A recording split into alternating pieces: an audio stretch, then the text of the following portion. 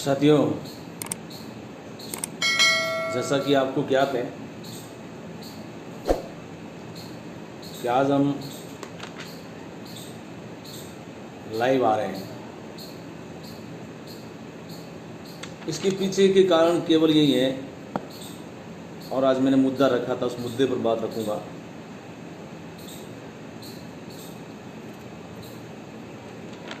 मुद्दा ये है कि SC ST के लोगों को के विरुद्ध में OBC को कौन और क्यों भड़का रहा है। इस संबंध में कुछ जरूरी बातें हैं, उन जरूरी बातों को मैं लेकर आपके समक्ष पेश हो रहा हूँ। जो भी साथी जुड़ रहे हैं उनसे निवेदन है कि ज़्यादा से ज़्यादा शेयर करें। मेरा मतलब ऐसा नहीं है कि आप ज़्यादा शेयर करने से मुझे इसका मुझे कोई हीरो बनना है या कोई ऐसा कुछ करना है। हम समाज के अंदर वो बातें रखना चाहते हैं या वो बातें देना चाहते हैं जिससे समाज को लगे कि हाँ ये सच है, लेकिन इस सच से हम कोसों दूर हैं। मैं पहले भी कह चुका हूँ कि ये जानकारियाँ बहुत लोगों को होती हैं, लेकिन ऐसे समय में वो आकर आपको ये जानकारियाँ नहीं देते हैं।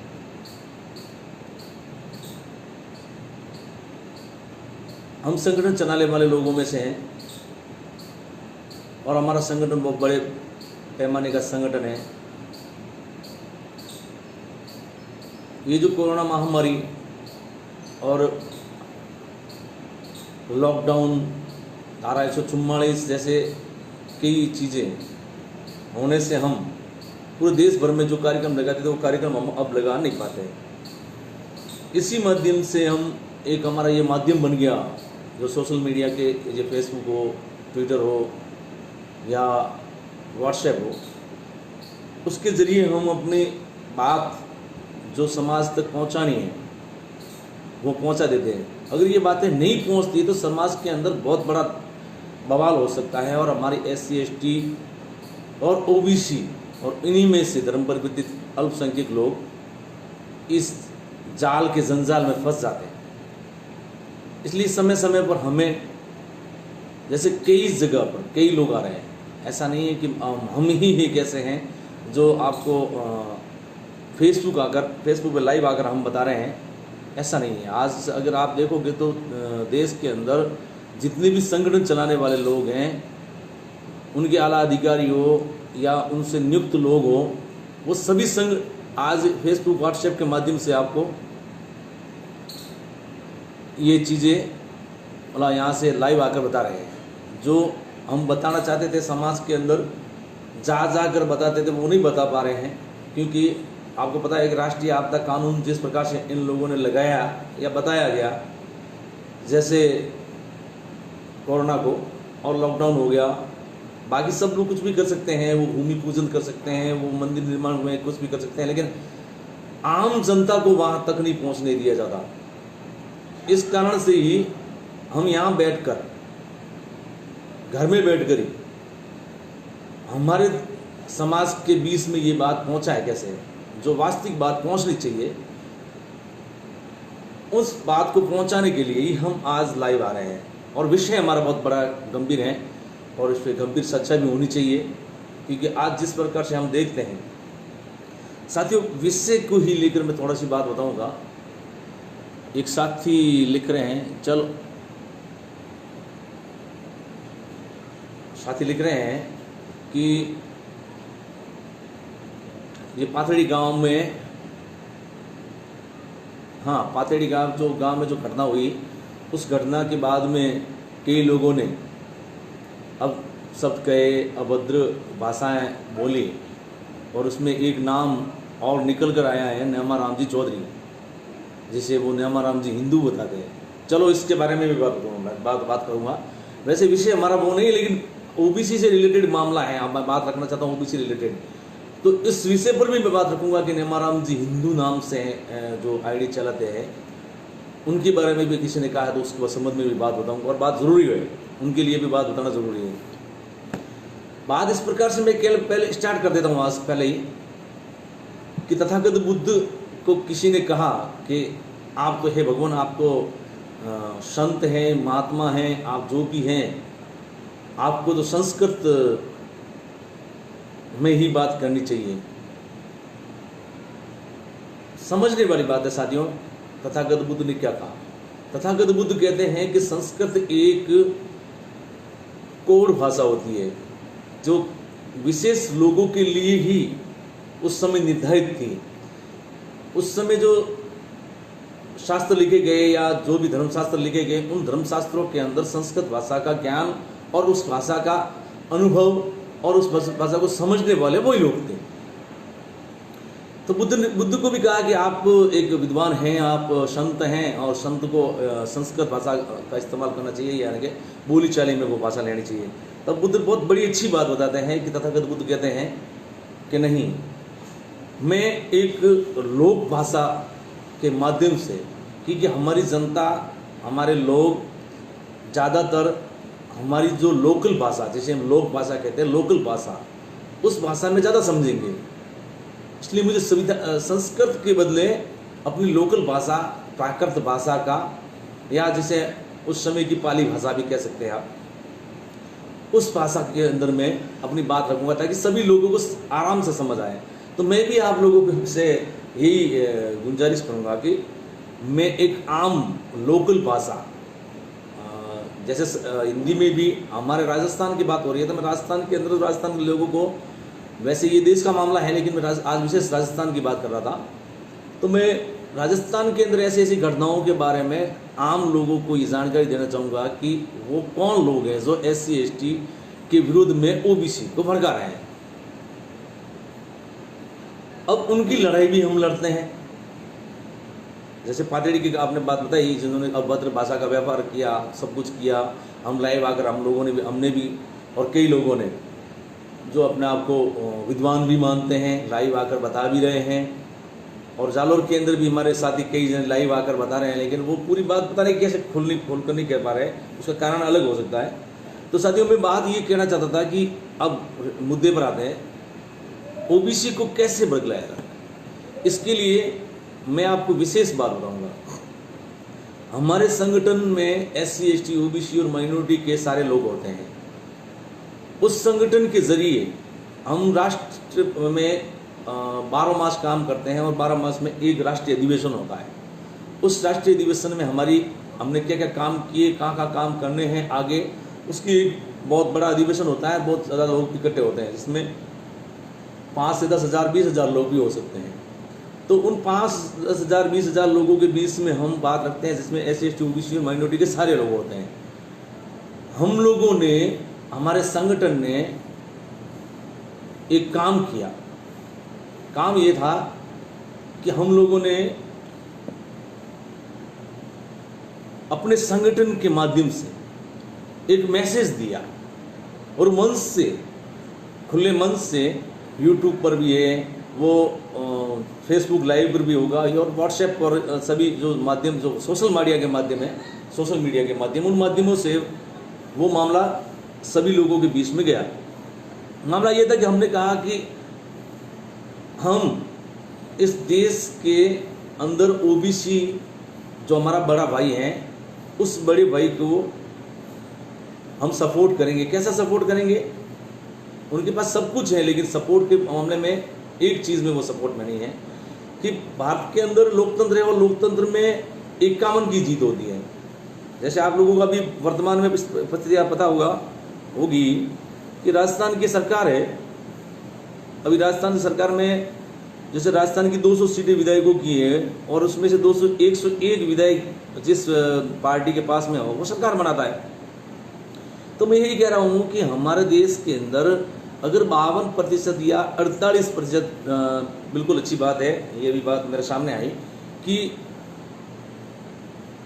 योगेंद्र यादव जी जो अपने आप को OBC मानते हैं, बहुत बड़े विद्वान हैं, विश्लेषज्ञ हैं, उन्होंने बताया कि हम वास्तविक तौर पर तो 44% है, जो ओबीसी है 44% है, और वो 51 कब बन सकती हैं, तो उसमें SC ST का सहयोग लेकर वो 51 बन जाती है, और अगर 51 बनती हैं तो लोकतंत्र में वो राजा हुक्मरान बन जाती है। तो हम लोगों ने गजट पारित करके, हमारे संविधानिक गजट पारित करके, हमारे संगठन का, हम लोगों ने ओबीसी को इस देश का हुक्मरान बनाने के लिए गजट पारित किया, और गजट में ये कहा गया कि हम SC ST के लोग ओपन सीटें जो होती हैं, आप लोगों को थोड़ा भरमाया जाता है कि ये जनरल सीट सवर्ण सीट है, वो सवर्ण सीट नहीं होती है, वो ओपन कैटेगरी होती है। उस ओपन कैटेगरी के अंदर SC भी लड़ सकता है, ST भी लड़ सकता है, OBC भी लड़ सकता है, जनरल जो अदर जनरल स्वर्ण कहते हैं, और सवर्ण लोग भी लड़ सकते हैं, ये राजनीति के अंदर लड़ सकते हैं। तो हम लोगों ने गजट पारित किया है कि ओपन सीट पर अगर हमारा OBC भाई खड़ा होता है तो उन्हें सपोर्ट करके हम जिताएंगे। वो बोली वार्ड पंच हो, सरपंच हो, पंचायत के चुनाव हो, जिला परिषद के चुनाव हो, विधानसभा के चुनाव हो, या सांसद जो लोकसभा के चुनाव हो, उन सभी जगहों पर हम SC ST के लोग OBC के हमारे बड़े भाई को राजनीति में आगे लाएंगे। ये हमारा गजट पारित हुआ, और उस सोशल मीडिया के माध्यम से वो सब जगह चला गया, और हम लोगों ने भी कहा था कि ये सब जगह जाएगा, हमारा OBC भाई समझ जाएगा और वो हमारा सहयोग लेकर सत्ता में जाएगा। और सत्ता में जाने के बाद, ये क्यों कह रहा हूँ मैं, ये आप थोड़ा समझना होगा, फिर बताऊंगा वो हमारा विरोध क्यों कर रहे हैं, OBC को हमारा विरोधी क्यों खड़ा किया गया, उसका कारण बताऊंगा। बात पहले ये पता होनी चाहिए कि वो हमारे विरोध में खड़े क्यों किए गए। हमारे विरोध में खड़े करने का विशेष कारण यही रहा कि हम लोगों ने सोशल मीडिया के माध्यम गजट को पारित करते हुए, संवैधानिक गजट जो हमारे संगठन का संवैधानिक गजट है, उसको पारित करते हुए हम लोगों ने ये निर्णय लिया था कि हम इस बार वार्ड पंच से लेकर सांसद तक हमारे OBC को ओपन कैटेगरी के अंदर जनरल कैटेगरी में, जनरल जो सीट होती है, ओपन जो सीट होती है, उस सीट पर हम जिता कर देश की संसद में भेजेंगे, ताकि वहाँ जाकर जो कानून बनाने वाली समितियाँ हैं उस समितियों के सदस्य बन सकें, और वहाँ पर कानून बनाने वाली समितियों के समिति का सदस्य बनने के बाद उन्हें हम कहेंगे कि जिस प्रकार से हमारे SC ST के लोगों के लिए एक एक्ट बना हुआ है, उन लोगों के शोषण के विरोध में जो एक्ट बना हुआ है, उसमें आप लोगों को भी जोड़ा जाए, जैसे SC ST OBC एक्ट। ये बात हमने खुले मन से रखी, जहाँ पर कई IAS भी थे, हमारे IPS भी थे, और यहाँ तक कि सुप्रीम कोर्ट, हाई कोर्ट के जज भी थे, हाई कोर्ट के जज तक हमारे वहाँ शामिल थे। तो अब ये बात आती है वहाँ की, हम लोग ऐसा कर रहे थे, उसी दरमियान उन लोगों को लगा कि ये OBC है, OBC को सपोर्ट करने वाले SC ST के लोग हैं और उनको देश का हुक्मरान बना सकते हैं, और कल समझ आ जाएगी अगर OBC को, तो वो इस देश का जो प्रधानमंत्री से लेकर जो मंत्रिमंडल है, उस मंत्रिमंडल के अंदर सबसे बड़ी हिस्सेदारी उनकी हो सकती है। और जो 3% लोग हैं, मैं बात 3% लोगों की ही कह रहा हूँ, मेरा और किसी से मतलब ही नहीं है। उन 3% लोगों को ये लगा कि अब हम, ये सुरेश वाघेला जो बात कर रहा है ना, सुरेश भंगी जो बात कर रहा है, उसके वाली नौकरी भी हमें हासिल होने वाले नहीं है। लेकिन मैंने कहा था कि वो नौकरी भी आपको दे देंगे अगर हमारा SC ST OBC, SC ST समाज हमारा OBC का सहयोग करके वो संसद में जो कानून बनता है, उस कानून बनने वाले में विधान बनता है, और विधान में हमारा अगर हमें नौकरियों का अधिकार सब कुछ जगह पर दे देता है और हम लोग भी उसका सहयोग करते हैं, तो वो हुक्मरान बनेगा, और हुक्मरान बनने के बाद में विधान लिखेगा, और विधान के अंदर हमारे SC ST OBC की भागीदारी लिखेगा। तो हम लोगों ने वो एक गजट पारित किया, लेकिन उससे OBC तो नहीं समझा, लेकिन समझा कौन? 3% लोग, क्योंकि डर होता है वही आगे आता है। 3% हमेशा से देश आज़ादी से पहले को और 5000 साल पहले से कहे तो भी, देश आज़ादी से पहले या देश आज़ादी के बाद में भी हुक्मरान वही बन के रहा, और जो हुक्मरान बन के बैठ जाता है उससे ये प्रॉब्लम होती है, समस्या होती है कि हमारी सीट चली गई तो हम क्या करेंगे। तो वो एक चिंता उन्हें सता रही थी, और OBC समझ नहीं पाया, इसलिए उन्होंने उसी समय कई मुद्दे उठाए। मंदिर का मामला हो, या कावड़ का मामला हो, या ओबीसी को हिंदू बनाने का मामला भी ले लेते हैं। बात आई ना कि ओबीसी हिंदू, जैसे नामाराम जी हिंदू, उन्हें हिंदू होने पर गर्व है लेकिन ओबीसी होने पर गर्व नहीं है। मैं महाराष्ट्र के लोग हैं, मध्य प्रदेश के लोग हैं, यूपी के लोग हैं या बिहार के लोग हैं, उन पर फक्र करता हूं कि वो ओबीसी होने में गर्व करते हैं। वो ओबीसी होने में इसलिए गर्व करते हैं कि वहां पर ओबीसी होने के गर्व करने के कारण से सत्ता में है, लेकिन यहां पर ओबीसी नहीं होने के कारण से, ज्यादा संख्या में होने के बाद भी वो सत्ता में नहीं है।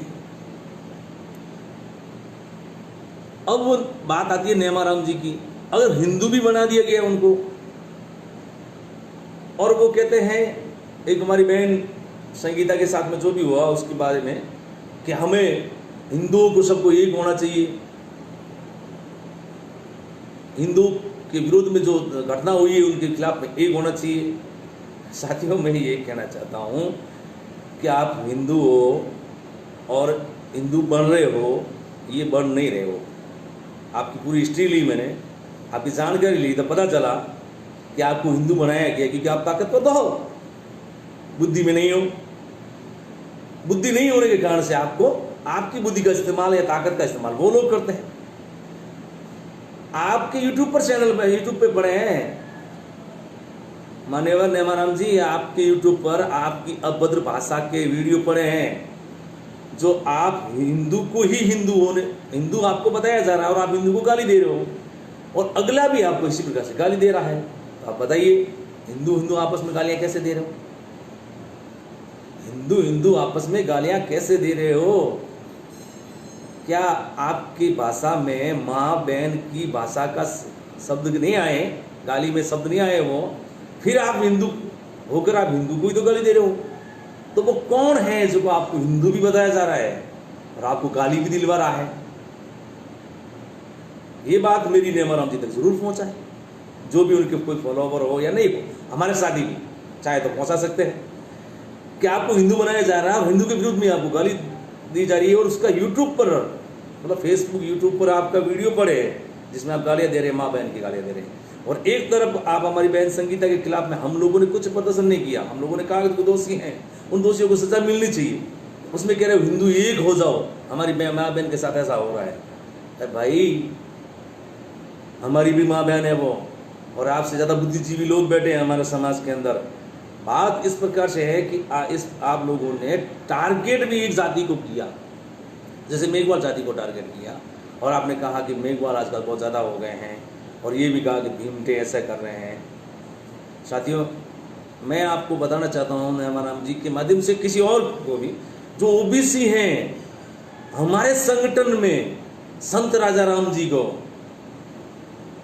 हमारे संगठन के अंदर हमारे मन से संत राजाराम जी के बारे में हमारे राष्ट्रीय अध्यक्ष महोदय मान्यवर ताराराम जी मीणा सर ने बहुत बड़े स्वर्ण, वो कह सकते हैं उसे स्पष्ट करते हुए, संत राजाराम जी, संत राजेश्वर जिन्हें चौधरी शाहजादी जो शिकारपुरा में संत साहब है, उनको मानते हैं, उनके बारे में बहुत अच्छी तरीके से समझाया हमारे अधिवेशनों में।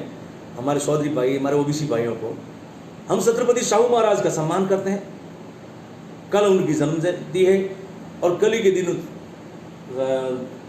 1902 में प्रथम आरक्षण हमें मिला था। हमारे जनक हैं, वो आरक्षण के जनक हैं, तो हम मानते हैं उनको और उनकी सराहना करते हैं।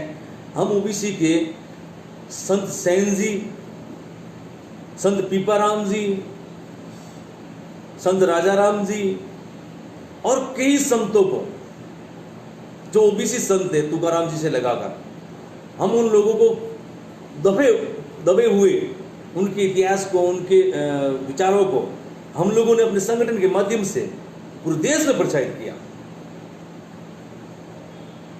लेकिन आप लोग उसमें नहीं आए, आप लोग आते ही नहीं हो, और नहीं आते हो, हमारी बातें दुश्मन सुन लेता है, और दुश्मन आपको पकड़ लेता है। आपको पकड़ने के बाद आपको इस्तेमाल करके छोड़ देता है, और हमारे विरोध में जो हम लोग ओबीसी को हुक्मरान बना रहे जा रहे हैं, हमें भी गालियां पड़ती है, हमें गालियां पड़ती है। हमारे समाज में जो इस बारे में जानकार लोग नहीं है, वो लोग कहते हैं कि आप ओबीसी को हुक्मरान बना रहे हो।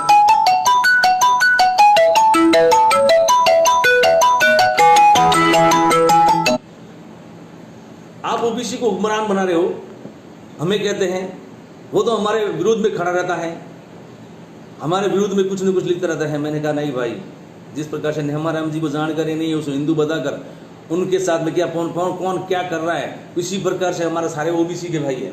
सारे तो नहीं कह सकता, राजस्थान की बात कर रहा हूँ ना, इसलिए क्योंकि मध्य प्रदेश में मेरे ओबीसी बहुत बड़े पैमाने पर दोस्त हैं, बहुत बड़े कार्यकर्ता हैं जो बड़े पैमाने पर काम कर रहे हैं, बहुत अच्छा काम कर रहे हैं। आरक्षण के विरोध में आज लड़ाई लड़ रहे हैं और 31 तारीख को उनका बहुत बड़ा धरना प्रदर्शन भी है। मेरे से बार बार संपर्क में रहते हैं वो। बात इस प्रकार से मैं कह रहा हूँ साथियों कि ओबीसी को ये समझना होगा कि हमारे विरोध क्यों कर रहे हैं। अब मैं बात कहता हूँ आपके साथ क्या होता है, ओबीसी के साथ क्या होता है, कैसे होता है। आप लोग उसे आनंद पाल नाम से जानते हैं, उनका एनकाउंटर हुआ या जो भी हुआ पता है आपको। आनंद पाल का मामला क्या था? आनंद पाल सिंह जो जाति से राणा राजपूत और वर्ग में ओबीसी हैं, और हमारे ओबीसी भाई को घोड़ी पर नहीं बैठाया गया, और इस कारण से फिर वो देखो क्षेत्र उन्होंने चुना। मैं बताना इसलिए चाहता हूँ, आनंद पाल का नाम क्यों लिया, आनंद पाल सिंह का नाम इसलिए ले रहा हूँ कि ओबीसी के थे और उनको घोड़ी पर नहीं बैठाया गया। घोड़ी पर नहीं बैठाने के कारण से उसने विद्रोह किया, और विद्रोह करने के बाद किसी ने इनका सहयोग किया, और सहयोग करने के बाद में ये लगा कि ऐसे ओबीसी एक हो जाएंगे, और फिर कोई और लोगों को भड़काकर उन लोगों को इन्वाइट किया गया और उन्होंने करके उन दोनों को ही लड़ाया और बड़ा डॉन बना दिया। बात हम भी करते हैं ना, इसलिए कर रहा हूँ। बात क्यों करनी पड़ती है? बात इसलिए कर रहा हूँ साथियों मैं कि अगर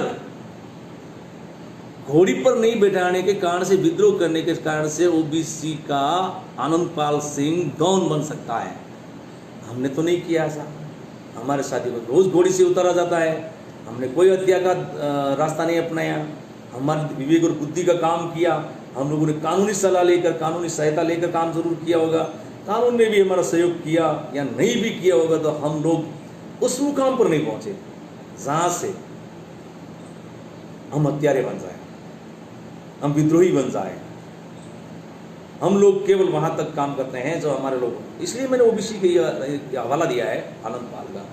ये हवाला इसलिए दे रहा हूं कि आपको भी नेहमा राम जी पता नहीं कब क्या कर लेंगे, पता ही नहीं चलेगा, क्योंकि यूट्यूब पर पड़ा रहना, फेसबुक पे आपके वीडियो में इतना सारा कुछ होता है, वो एक दिन आप मेरी बात समझ लेना, आपके लिए घातक होगा, बहुत बड़ा घातक होगा। तो मैं ये बात चल रही थी कि हमारे मेघवाल भाई की। देखो साथियों, मैं अच्छी बातें भी बताऊंगा जिसमें आप लोगों को नाराज़गी हो तो हो।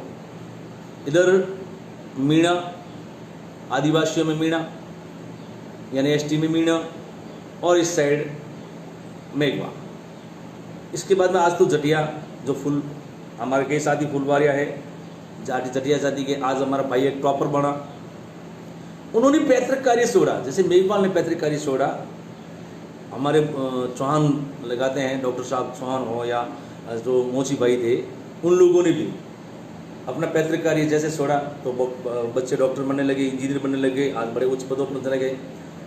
मीणाओं ने शिक्षा का रास्ता अपनाया, शिक्षा का रास्ता अपनाते हमारे भील भाई आज भी उसी में लगे हुए, खेतियारी। हाँ, जहाँ से उन लोगों ने छोड़ दिया उनका इस तरह लगे, जैसे हमारे वीरमराम जी हो या और भी साथी हैं, कई साथी जो उन्होंने शिक्षा का इस तरफ अपनाया तो वहाँ वो इस तरह छोड़ दिया तो उनका भी अलग हो गया।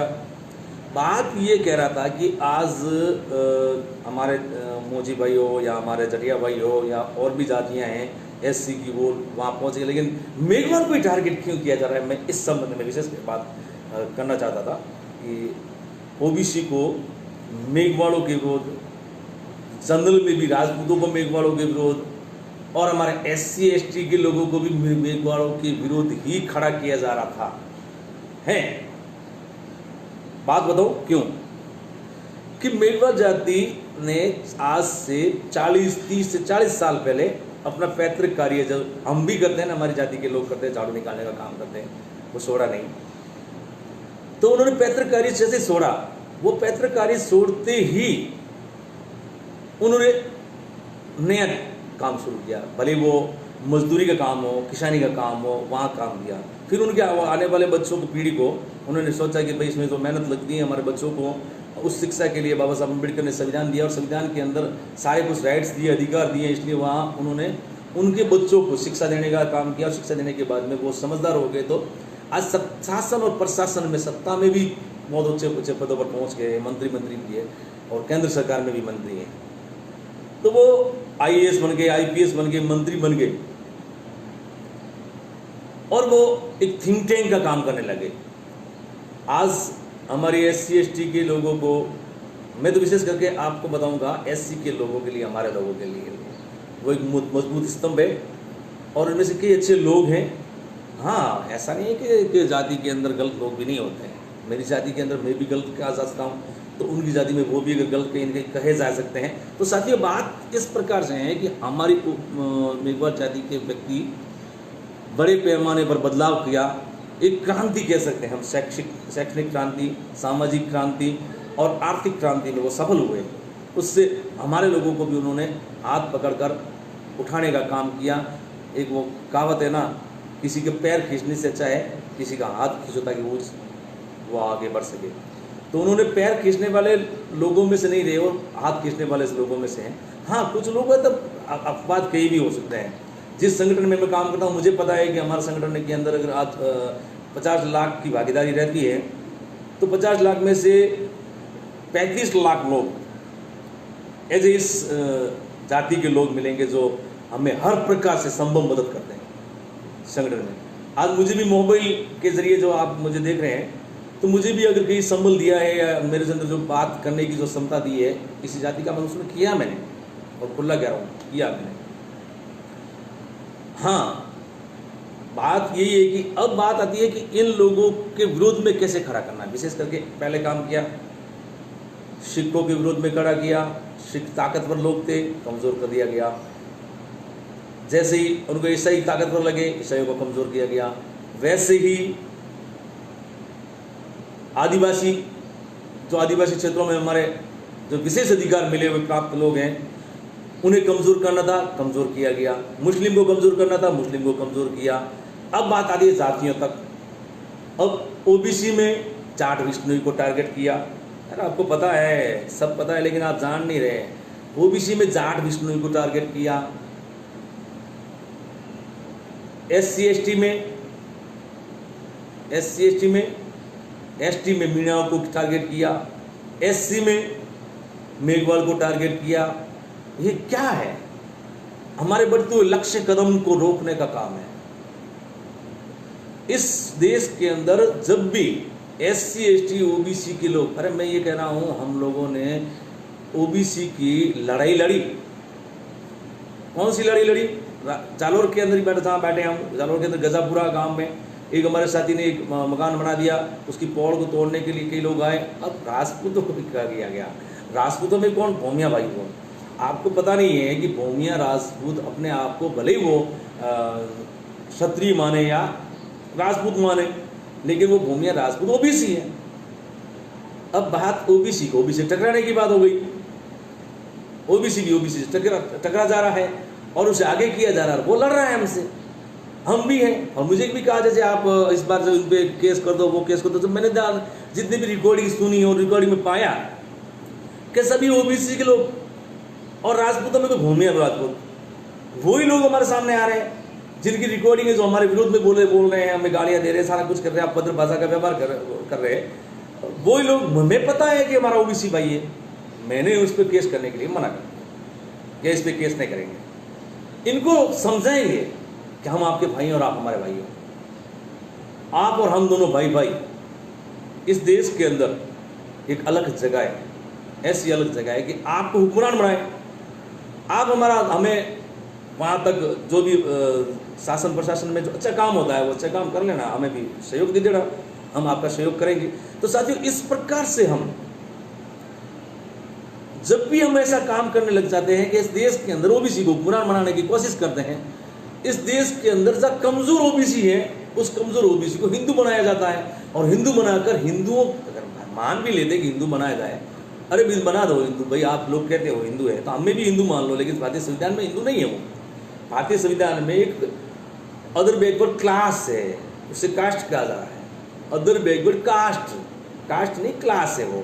तो ये अदर बैकवर्ड क्लास को, अन्य पिछड़ा वर्ग को भी वो हमसे ही लड़ाकर जो हुक्मरान बनने का सपना है वो खत्म कर रहे हैं। उसका ताजा परिणाम है, कहीं जाने की जरूरत ही नहीं है। ओबीसी को लड़ाया राजस्थान की सरकार के अंदर, 2 ओबीसी लड़ रहे हैं सरकार में, दोनों ओबीसी। कहीं कोई ज्यादा तकलीफ वाली बात नहीं थी, इतनी पद प्रतिष्ठा तो सबको मिल ही सकती है। और हैं इस लायक, अशोक गहलोत जी बन गए, सचिन पायलट जी उधर बन गए, नीचे एक पायदान नीचे रह गए।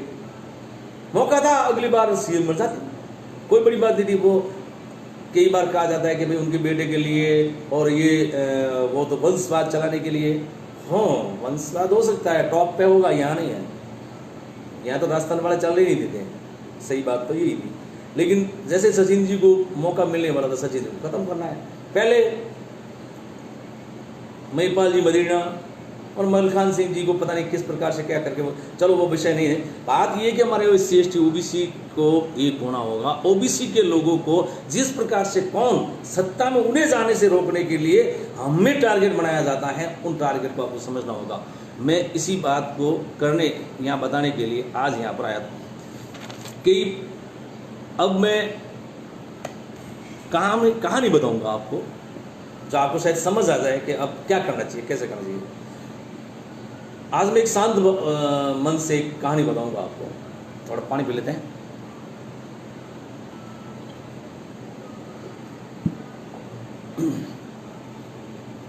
दो लोग यात्रा पर निकले थे। अब यात्रा कौन सी मैं आपको बता देता हूं। हम लोग यात्रा पर 2 लोग निकले, SC ST और OBC। दोनों के रास्ते अलग अलग थे, यात्रा पर निकले थे। दोनों यात्रा पर निकले हैं अलग अलग रास्ते से। घना जंगल आता है और जंगल पार करके जब भी हम रेगिस्तान आता है, रेगिस्तान के अंदर हमारी मुलाकात हो जाती है। उस रेगिस्तान में जैसे हमारी 2 लोगों की मुलाकात होती है, उस 2 में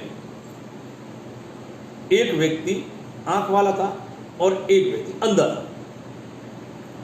जैसे दोनों का संपर्क होता है और संपर्क होने के बाद में वो दोनों लोग साथ साथ में यात्रा पे ले निकल जाते हैं। जो अंधा था, अंधे को वो साथी कंधा देकर आगे निकल रहा था, तो उसके पास में एक लकड़ी थी, लकड़ी का सहारा लेकर कंधे पे हाथ रख के वो चल रहा था। ठंडी के दिन थे, कड़ाके की सर्दी थी, और जब भी आप लोगों को पता है कि रेगिस्तान हो तो रेगिस्तान में सर्दी बहुत ज़्यादा होती है। वो रात विश्राम कर रहे थे। उस समय उसका जो अंधे व्यक्ति था, अंधा व्यक्ति की जो लकड़ी थी वो लकड़ी कहीं खो गई। दोनों पास पास में सोए हुए थे। रात को जैसे सुबह 4 बजे उठा अंधा व्यक्ति, उसने अपनी लकड़ी, पता था कि लकड़ी तो मेरी खो गई थी, फिर भी उसने आदत होती है अंधे व्यक्ति के हाथ लेकर देखा कि मेरी लकड़ी यहाँ है या नहीं। तो वहीं पर एक लकड़ी की तरह एक सांप था जो सर्दी में सिकुड़ कर एकदम कड़क हो गया था, और उस सांप को उसने हाथ में ले लिया और उसी सांप से अपने दोस्त को, जो साथी जो साथ में सो रहा था, उसे जगाया कि भाई खड़ा हो जा। तो साथी खड़ा हुआ। वो साथ में सोने वाला, जो देखने वाला, आंखों वाला व्यक्ति देखते हुए अपने साथी से कहा, ए भाई तेरे हाथ में जो है वो लकड़ी नहीं है, सांप है, तो जल्दी से इसे फेंक दे। ये जो सांप है इसको जल्दी से फेंक दे, ये तेरे जीवन को खतरा पहुंचा सकता है। तो उस अंधे व्यक्ति ने कहा कि तू इतने दिन से मेरे साथ में सफर कर रहा है, यात्रा पर निकला हुआ है, तू मुझे अंधा तो जरूर समझता, लेकिन मेरी बुद्धि को नहीं समझता क्या? मुझे अच्छी तरह पता है कि ये जो लकड़ी मिली है पहले वाली लकड़ी से अच्छी लकड़ी मिली है मुझे। ये लकड़ी चिकनी भी है, अच्छी मजबूत लकड़ी भी है, जो तू चाहता है कि ये ले ले, इसलिए मुझे ये फेंकने को कह रहा है। वो ऐसा क्या है बोल के वो निकल गया वहाँ से। अब दूसरा साथी भी खड़ा हुआ, आँख धोने के बाद में देखा कि मेरा साथी आगे निकल गया और उसके हाथ में सांप है और गर्मी हो ज़्यादा, जैसे जैसे गर्मी हो जाएगी और वो सांप है वो उसमें जो उसकी रगों में वो जो वापस तेजी आने लग जाएगी और वो खड़ा हो जाएगा, और खड़ा हो जाएगा तो इस मेरे अंधे साथी को काट लेगा। इसलिए वो जल्दी से मुंह धोकर उसके पीछे पीछे निकला, आवाज़ दे रहा है, लेकिन वो सुन नहीं रहा है। अंधा व्यक्ति आगे से आगे निकल रहा है।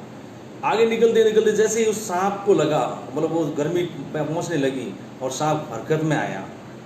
अब वो दौड़ के मेरा साथ, वो जो उसका साथी था वो वहाँ गया, उसने ज़बरदस्ती वो सांप फेंक दिया। सांप फेंकने के बाद में भी वो यही कहे कि नहीं मेरी तूने लकड़ी कैसे फेंक दी, मेरी लकड़ी क्यों फेंकी, तू मेरा दोस्त नहीं, मेरा दुश्मन है। यही कहानी है जो हम अपने अंधभक्त लोगों से, कावट होने वाले लोगों से हम कह रहे हैं कि आपको देश का हुक्मरान बना रहे हैं, राजस्थान के विशेष लोगों को, ओबीसी को। हम उनमें हाथ में दिए हुए उस सांप से बचाने की कोशिश कर रहे हैं, जिस सांप को उन्होंने पकड़ रखा है, जिसके उन्होंने लपेट रखा है कि ये चंदन का वृक्ष, चंदन के वृक्ष नहीं है साथियों, वो जहरीले सांप हैं जो कभी भी आपको, और आपको ही नहीं आपकी आने वाली पीढ़ी को भी डच लेंगे और सत्यानाश का कारण बन सकते हैं। उन्हें आप छोड़ोगे। और मेरी बात को अगर ध्यान से सुना होगा, नहीं सुना है, समझा है, तो मुझे कोई फर्क पड़ने वाला नहीं है। जितने लोगों ने भी समझा है और जाना है, मैं उन लोगों का आभारी हूँ, क्योंकि मैं ज़्यादा पढ़ा लिखा तो हूँ नहीं, ज़्यादा ज्ञानवान भी हूँ नहीं, जो मेरी बातों को आप सब समझेंगे और जानेंगे, ग्रहण करेंगे। इसी के साथ सभी साथियों का जय मूल्यवासी, जय संविधान। और मैं ओबीसी की भी जय करता रहता हूँ कि मेरे साथी कई बार कहते हैं कि आप अपने लाइव में जय ओबीसी भी कहा करो, तो जय ओबीसी। और संविधान से बड़ा तो कोई है ही नहीं। तो इसी के साथ आप सभी का आभार। आप लोगों ने सुना, ज़्यादा टाइम हो गया है तो मैं क्षमा चाहता हूँ कि क्या एम भी आजकल कम रहती, मेरे देवेंद्र साथी देवेंद्र कहता रहता है, और मेरे रूपराज वैसे दोस्त साथी कहते थे कि एम भी आजकल कम रहती हैं और आप कम ही टाइम पर, कम समय में के लिए लाइव आओ। तो मैं ज़्यादा समय नहीं लेकर आप सभी का इतना ही समय लेता हूँ, और इस बात को आगे से आगे समाज में पहुँचाओगे तो हो सकता है कि हमारा वापस जो कोलिब्रेशन बन जाए SC/ST OBC का, और हम लोग आगे और भी काम करते रहें। इसी के साथ जय संविधान।